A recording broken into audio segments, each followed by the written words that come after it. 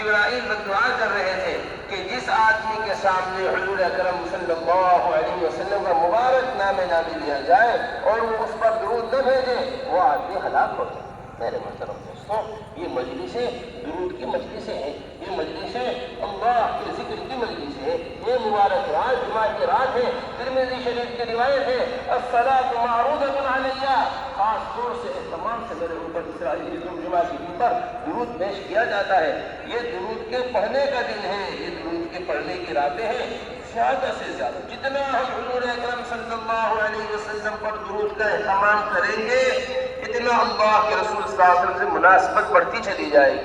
जितना मुनासबत बढ़ेगी, इतना ही हुजूर अकरम सल्लल्लाहु अलैहि वसल्लम का मुबारक काम समझ में आएगा। दावत को समझने के लिए अल्लाह के रसूल सल्लल्लाहु अलैहि वसल्लम का ताल्लुक, ईमान के कमाल के लिए अल्लाह के रसूल का ताल्लुक, इसके बगैर कुछ नहीं। दोस्तों, হযরত আমাদেরকে দ্বিতীয় জিনিসের দিকে বিশেষভাবে গুরুত্ব আরোপ করছেন।